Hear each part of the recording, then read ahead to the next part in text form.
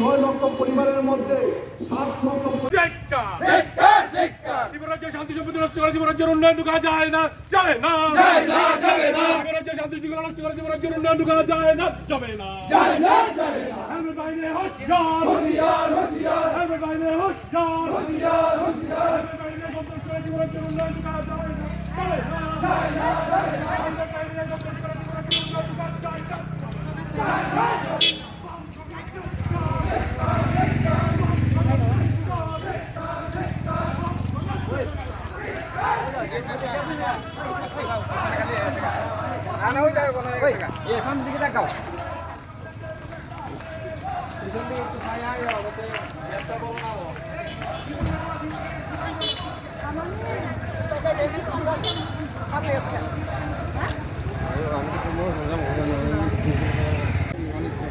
তিনি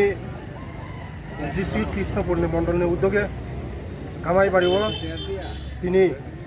ধিক্কার মিছিল তেমনি হিমলে সারা ত্রিপুরা রাজ্যে যেভাবে সিপিএম কংগ্রেস যেভাবে সাধারণ গরমনি উপর যেভাবে মিছিল নিবুমুগুই যে সন্ত্রাস খেমেনি সারা ত্রিপুরা রাজ্যে মোর जों মানি নাই মিয়া কারণ 25 বছর বরক যেভাবে সন্ত্রাস খাগে খুন খাগে এই সন্ত্রাস তেইশা আগামী দিন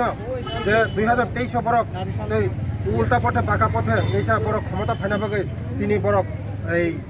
সন্ত্রাস খাইয়ে যে আগামী দিনनि बागै बर' इमां नुक्तो किन्तु जों आं सूचना रिबो आं जे मेसेज रिबो जे सिपिएम जदि न आगामी दिन मति हाइके जन सन्त्रास चालक हागाय जों बीजेपी रो जों मतिके आसु तंगला नै आं मोसोंनो कचार हामबाय সাধারণ নিরীহ জনগণের উপর ঝাঁপিয়ে পড়েছে পথচারী মানুষের উপর আক্রমণ শুরু করেছে এবং যানবাহনের উপর এই মার্ক্সবাদী কমিউনিস্ট পার্টি হারমাত বাহিনী হেলমেট দিয়ে একটা আন্দোলনের নাম দিয়ে অত্যাচারের সীমা চূড়ান্ত থেকে চূড়ান্ত জায়গা নিয়ে যাচ্ছে তার প্রতিবাদে আমরা 29 খ্রিস্টপূর্ণ মণ্ডলের পক্ষ থেকে আমরা ধিক্কার মিছিলে সামিল হয়েছি এবং মার্ক্সবাদী কমিউনিস্ট পার্টি সহ কংগ্রেসকে একটা প্রতিবাদ জানাতে চাই যে আন্দোলন গণতান্ত্রিক পদ্ধতিতে আন্দোলন করার অধিকার প্রত্যেক রাজনৈতিক দলের আছে সেই জায়গার মধ্যে ত্রিপুরা রাজ্যের এমন কোনো সংস্কৃতি নেই যে এই রাজ্যে কোনোদিন হেলমেট পরিধান করে অস্ত্রশস্ত্র নিয়ে মানুষের উপর ঝাঁপিয়ে পড়া যেভাবে ঝাঁপিয়ে পড়ছে তার যদি বদ্ধ করা না হয় তাহলে আগামী দিন ভারতীয় জনতা পার্টি ভয়ঙ্কর আন্দোলন শুরু করবে।